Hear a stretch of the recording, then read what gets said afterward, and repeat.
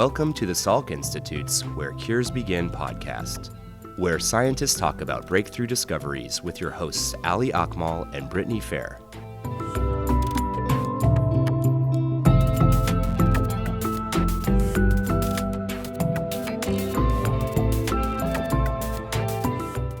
Dr. Allen investigates how the brain normally forms and functions, and goes awry in different diseases, such as autism and Alzheimer's disease.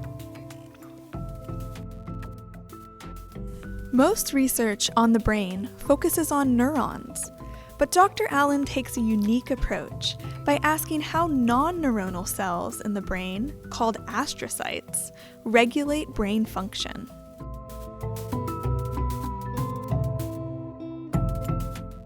Dr. Allen, can you tell us a little bit about what you study here at Salk?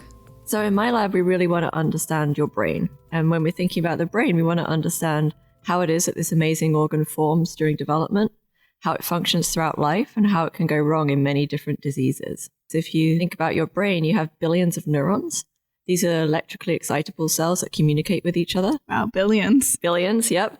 And they're encoding kind of all your thoughts and actions. And the way they communicate is they make special connections with each other called synapses. And actually, your human brain has trillions of synapses. So billions of neurons and trillions of connections.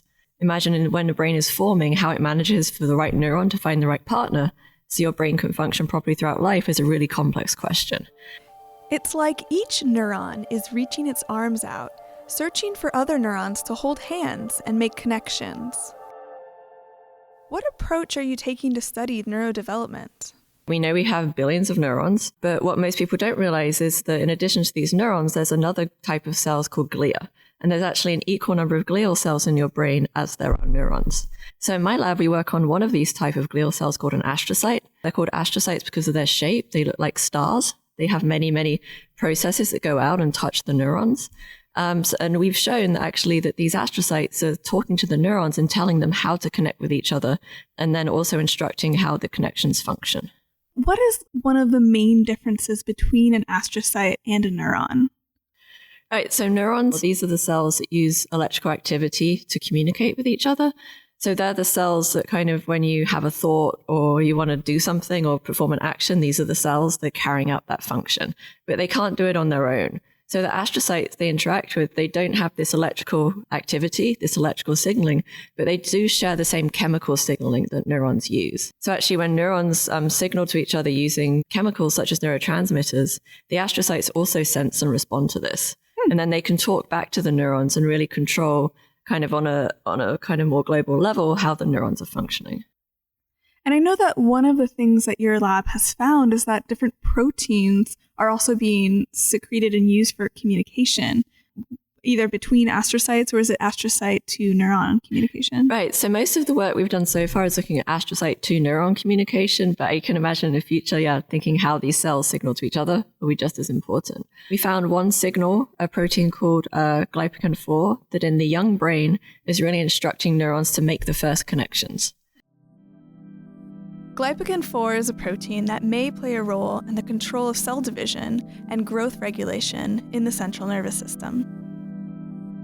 So when the neurons are just forming and looking to find the right partner, this is a signal from astrocytes that's telling them now's the right place and the right time, and you should start communicating.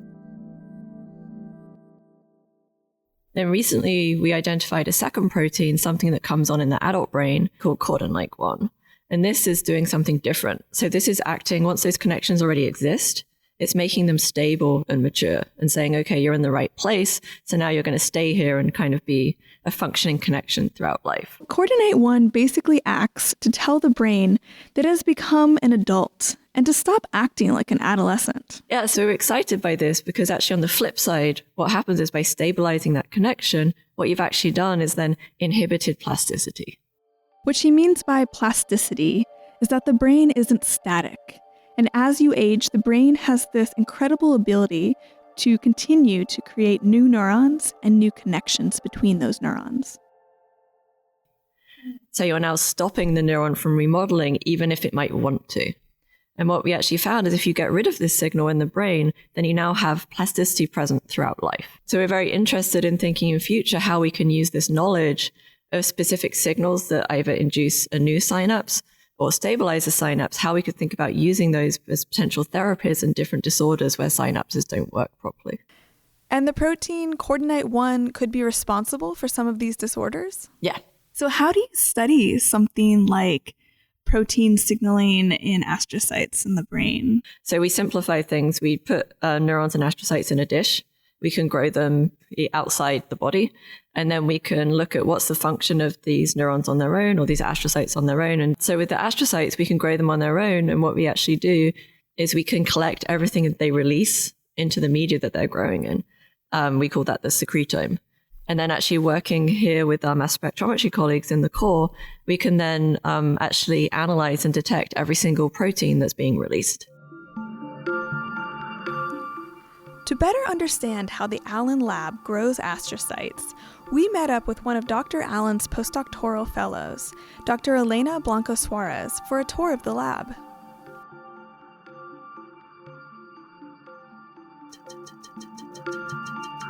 Welcome to the Allen lab. So we can go into the electrophysiology room. This is quite specific to neuroscience labs, Okay. like ours. And basically what they do here is to study the electrical features of neurons. Neurons can communicate through electrical signals, so sometimes we want to measure that. And how does this electrophysiology setup help inform scientists about how neurons communicate with one another? So then electrophysiologists can read all the signals that they get from the neurons, so they can measure current, voltage, they measure like the amplitude of the signal, the frequency of those signals, and depending on the conditions that these neurons are under in your experiment, those different characteristics will vary. So now we're coming into Dr. Blanco Suarez's office, and we're going to look at some of the pictures she's taken of the astrocytes that she studies. So this image, this is all the layers from the cortex, from the visual cortex. So what I was trying to do was to find a nice marker for astrocytes. So we've been testing different labels here, different tags, and that makes our astrocytes fluorescent. This literally looks like a picture of a galaxy of stars, and you've just put on tiny little X's on the stars. Yeah. Did you manually put these on? Yes, this particular experiment's been manual, so it requires a lot of patience. What does this tell you? Why do you want to have this information? Because at the moment we don't have any grade markers for astrocytes, and people are trying to work towards finding the best ones. I can show you where we took these images in the microscope room. Oh, fantastic. So, this is our epifluorescence microscope. We put these labels on the brain slides to tag different proteins in the cells. We do this with fluorescent markers. We can see on the screen there's one image just taken from these brain slides. It looks like a bunch of specks to me.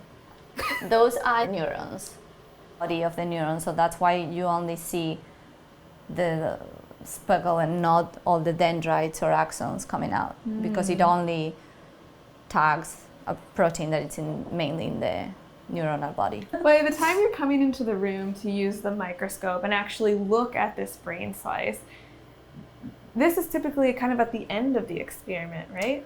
It could, yeah. Are you excited to come into this room and see what you have? Yeah, but it can be also very frustrating because you can come and nothing is in there, and there are so many different steps that could have failed, and you have to try and figure it out. You have to go back and think, okay, what went wrong? That now I'm looking at this brain slice and it's not fluorescent. Like I cannot see anything. What happened?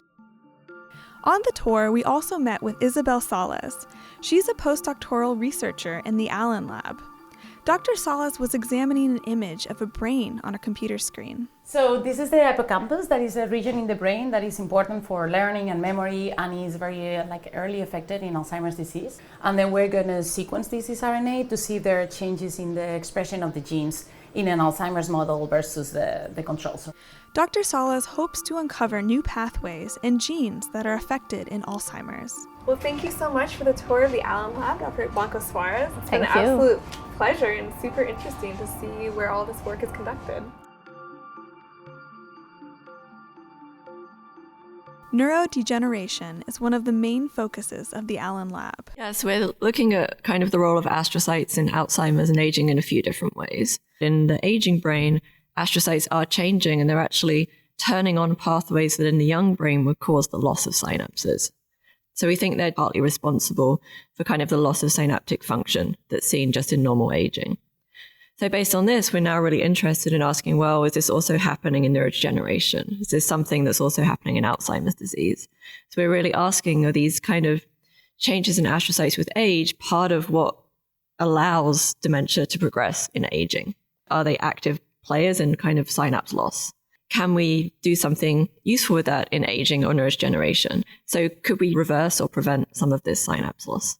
Alzheimer's disease affects nearly 3 million people in the United States each year, and that number is growing. Normally, when we think about Alzheimer's disease, you think about amyloid beta or tau.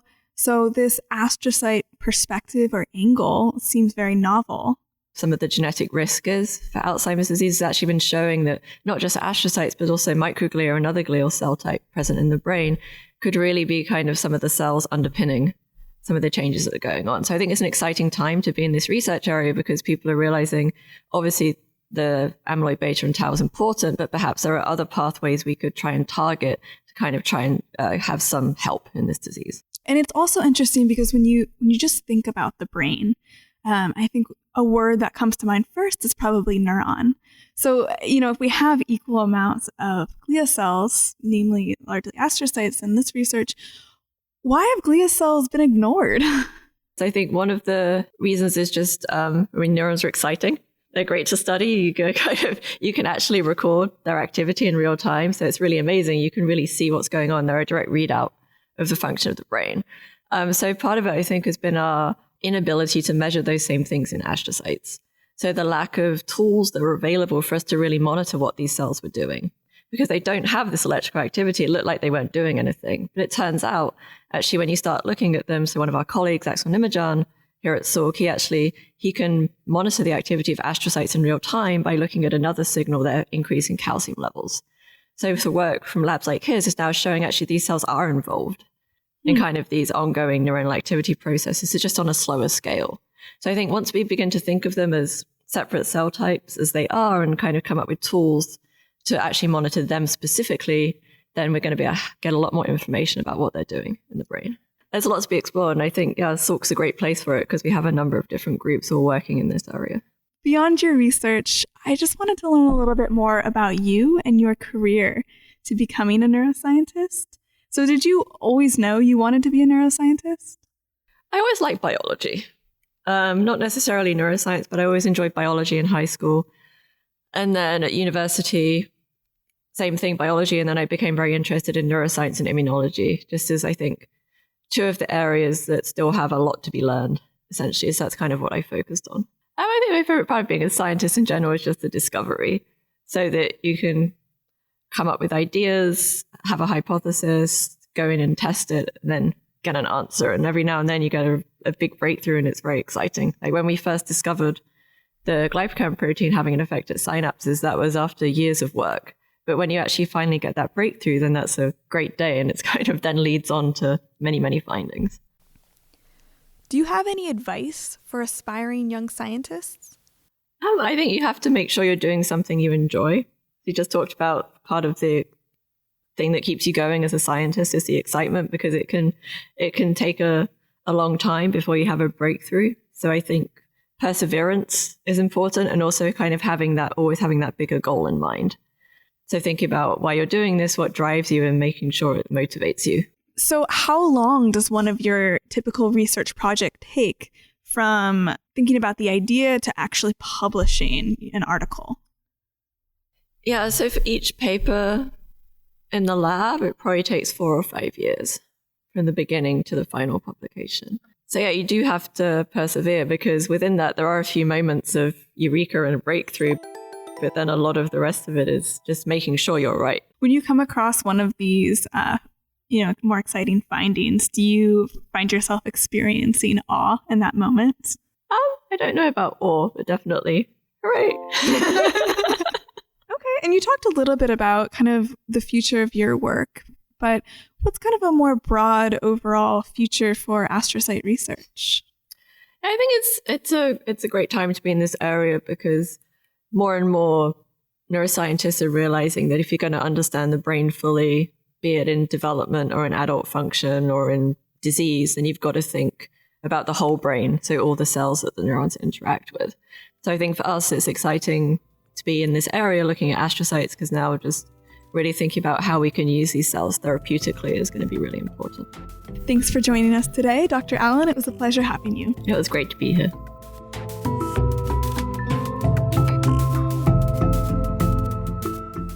Join us next time for more cutting-edge Salk science. At Salk, world-renowned scientists work together to explore big, bold ideas, from cancer to Alzheimer's, aging to climate change. Where Cures Begin is a production of the Salk Institute's Office of Communications. To learn more about the research discussed today, visit salk.edu/podcast.